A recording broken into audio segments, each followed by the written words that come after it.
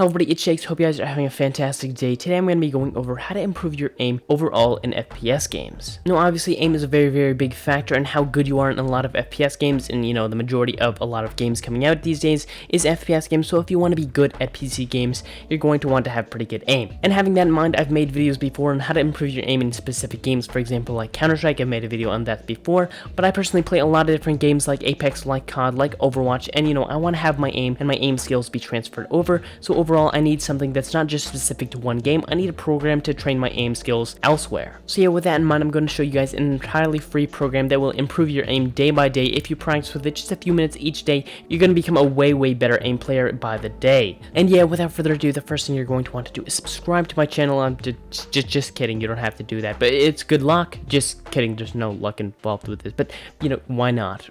Why not? But anyway, jokes aside, the first thing you're going to want to actually do is go into your store for Steam, then look up AimLab. Boom, click search, then go to AimLab. There's a bunch of different softwares that do similar things to this. For example, if you look up aim, you can see there's Aim God, Aim Hero. I've tried both of them, they're pretty good, but they are obviously for money, so you might not want to use that. I've also tried Aimtastic, which is free, but personally, if you want a free option, it's very good. I recommend AimLab, and all you have to do is just click the download because it's entirely free. I've already downloaded on this account, and once you do that, it should be a pretty fast download. It's only 2 GB, so it's way less than your average modern game, but obviously it's very bare bones because it's only training your aim. So anyway, once you have it open, just download it and install it. It should be pretty fast, and once you have it downloaded and you have it in your Steam library, just click play and we'll get into the fun stuff.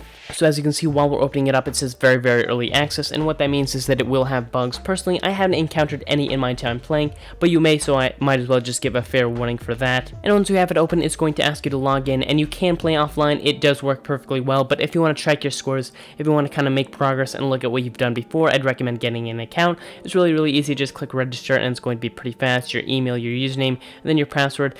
I've already made one of these before, so I might as well just use my own login, but I recommend if you want to kind of track your progress and get kind of serious with it, then you might want to make your own account. But if you don't want to, you just want to kind of try it out and practice with it, then maybe you're going to want to choose the offline mode. So once you have your information put in, just click remember me so you don't forget it and you don't have to sign in every single time. And after it's done authorizing, it's going to say invalid email or password because I'm a moron. So once you are here, you're going to see a little bit of a preview of a bunch of different, different modes that you can choose. For example, this one with an AR-15 on Countryside, a little bit of a sniping practice. Or this one that's an MP5, and then you can kind of practice tracking and shooting that little thing that's supposed to be a player. Whatever it is, you can just click try it if you want to practice with it. But for us, we're going to click training, and this is where we're going to see a little bit of the meat of the game. Here you can see a bunch of different suggested training tasks. For example, spider shot, micro shot, grid shot. You can kind of look at what they do, improve spatial performance, train micro flicks and targets in a grid. You can just see a bunch of different ones you can choose. You can also hover over it to see what it kind of looks like. This one's a pretty basic one. I use this one a lot because overall it's pretty basic,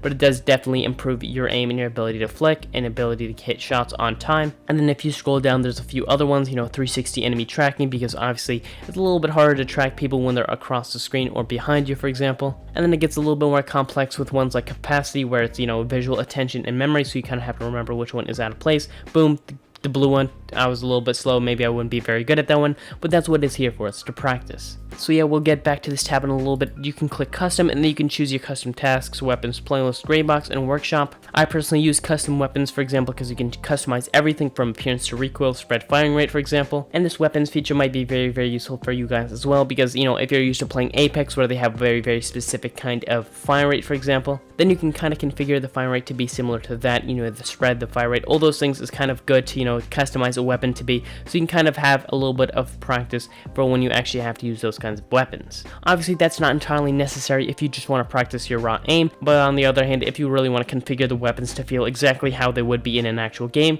then this is your opportunity to do that. There's also scores where you can look at your scores based on filters and your profile, so you can look at your skills and your task data. You can see if you're getting better, how fast you're getting better, or if you're getting worse. Maybe jumping into this has been a terrible idea, you're actually getting worse because you're playing it. I don't know why that would happen, but if that anomaly somehow occurred, then you'd definitely be able to see it in your task data. So anyway, we're going to go right back to training, and then I'm just going to use the very simple one, and then I'm going to kind of show you what happens once you click on it. You can choose whatever map you want from a few different maps. I personally like Graybox the most because it's simple. It doesn't, there's not too much that I can get distracted by because I get distracted very easily. And you can choose a bunch of different weapons, like a SCAR if you want to. I don't know why you want to choose a lot of these, but if you want to practice with an AK, for example, you can. But if you just want the very basic experience, then the 9mm will probably do you the best. best. Once you're ready, just click play task as you probably expect. After it's done loading in 2 seconds, then you should jump in. Let's hope I don't do terrible. And as you can see, it gets harder as it goes on. At the beginning, it starts pretty close, pretty easy, but then as it goes farther, it's a little bit harder to hit those shots. And in this round, I don't do very well. I'm sorry, I have a lot of excuses in the store. For example, I suck. But on the other hand, I was trying to explain this whole sequence during that time, and if you know anything about, specific aim training, it's not very good to get distracted. So if you are trying to do one of these, then try to not be distracted by anything in the background. Try not to be talking to anyone, for example, like I was just doing. But anyway, after you have finished, you're going to see this wonderful little results page. But once you're here, you can see your score, your accuracy, your reaction time. There's just a bunch of different things around the circle that you can look at. As you can see, you can also see around the circle different things like your kill total or your reaction time and your kills per second. And over here, you can see congratulations, your accuracy was 5% better than your average, and just a bunch of different things that compare to your last few trials. And in those trials, these ones. And once you're done looking at all of these things, you can just go to your insights. And as you can see, I have no strengths, but I do have weaknesses, poor precision, and slow hand.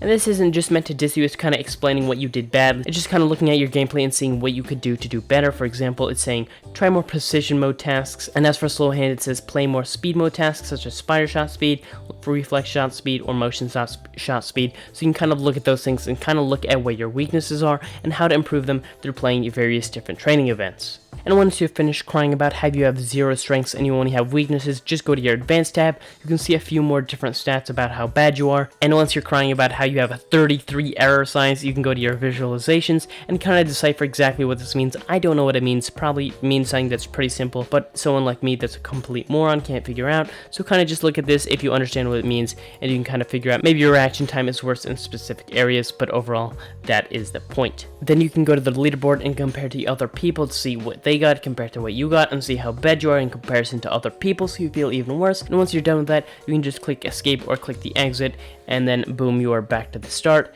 and you can do this all over again. At the beginning, you might feel terrible, you might be terrible, but overall, if you keep playing this daily, if you play, 5 or 10 minutes a day, then you're definitely going to get better and definitely have better aim skill over time, and that's just going to allow you to do way better in all of your FPS games and just have more fun because you're doing better. And before I forget, you can also make your own custom matches. You could just click that and then choose whatever kind of task you want and then kind of customize exactly to how you want so you can get the maximum benefit out of it. But yeah, with all of that in mind, just kind of don't stress yourself too much about it, because overall video games are meant to be fun, and if you're doing this and you hate it and it isn't fun, then don't do it. If you want to legitimately just improve your aim and you kind of enjoy doing this, you kind of improve kind of testing yourself, then it isn't a bad idea to do. But if you aren't having fun, then this is entirely pointless. Video games are meant to be fun. They're meant to take the stress out of your life, just be something you can relax in. And if you are doing this, that's not a very easy way to relax. You're pretty stressed while doing it. So overall, just keep in mind that video games are meant to be fun.